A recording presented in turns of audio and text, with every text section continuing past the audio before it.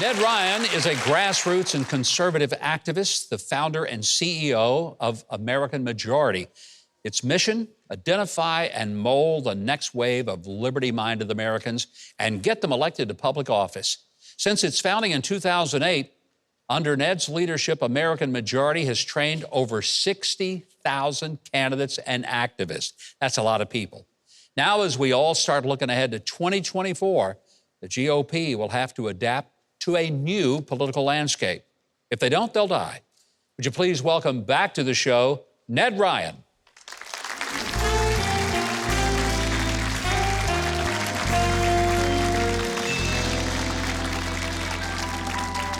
Welcome back, Ned. Good to be back with you. A little bit of news going on this week with the speaker's battle. We're going to talk weather. We might as well. Let's just get it out of the way, because it's the 800-pound elephant in the room. Yeah. Actually, it's a little heavier than that. But it's been a disruptive week for the process of trying to govern. You know, I think of the 20. I've been thinking about this over the last few days and watching this play out. At least we're not going to get to 133 ballots, by the way, which they did in 1856. Yeah. It's a 2-month process. I really appreciate what Chip Roy has done in getting some concessions that I think were important, especially on spending, on the budget. Let's get all 12 appropriation bills voted on individually on the floor.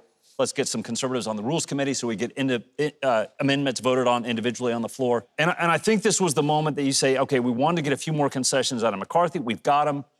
Chip Roy has done that. I think of all those people, I think the most principled, honest broker, and I think McCarthy's team has made that very clear, has been Chip Roy. Time to move on. The other one that I've been very impressed with in this whole situation, Marjorie Taylor Greene. Yeah. She gets it.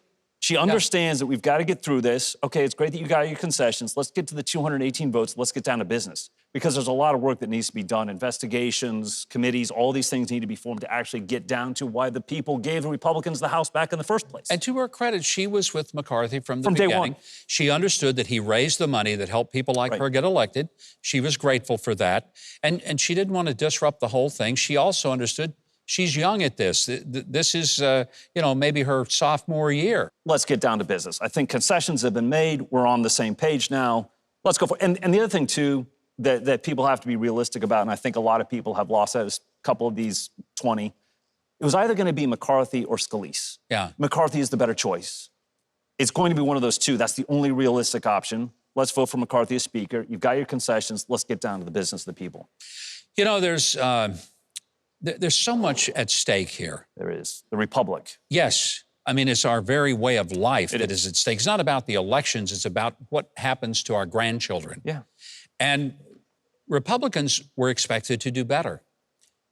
Are the issues with Election Day balloting a real problem for us? Are we just not playing the same game? We're not playing the same game. What do we ought to do? We've lost sight. The Democrats have done a very good job of realizing this is about ballots out, ballots in. We used to be very good at this. In fact, if you want to see what we should be doing nationally, go look at the Florida GOP. Florida used to be a Democrat primary registered state until recently, and yet Republicans kept on winning. How did they keep on winning? They actually did a very good, robust absentee ballot chase program, invested $10 million into that over the last 6 weeks to go out and find as many ballots as possible to get them turned in so that on Election Day, where Republicans actually perform better, it was pretty much neck and neck going into Election Day, and they win. We've forgotten how to do that. I mean, if you look at Arizona, about 65 to 67% of Republican absentee ballots were returned. You need to be at 80 or 90%. If we had been at 80%, we would have won everything in Arizona, but we have failed to do the fundamentals. Democrats are beating us at that game, and unless we adapt to going to the ballot out, ballot in machine again, I think we're going to keep losing. So, Ned, one of the big investigations that the House Republicans have promised is to look into what big tech is doing. Yes. Whether or not they are manipulating the information that we get. How big a deal is that? What do they have to do? No, I think it's huge. I think the Twitter files have shown what a lot of us thought, there was collusion between the FBI and Twitter, censorship. It manipulated the 2020 elections. I think one of the things that was very clear on the censorship, we know that 9% of battleground voters in 2020 would have switched their votes if they had known about the corruption in the Hunter Biden laptop. They would have switched their vote to Trump. Trump would have won all the battleground states. He would be in the White House. So censorship's a huge deal. I think the House Republicans, when they get down to the business of the people, they've got to investigate the collusion between big tech and big government. They've got to investigate the abuses of the DOJ and the FBI. Yes. I think they've got to investigate the CDC and Fauci. This whole COVID thing was an absolute disaster. Yeah.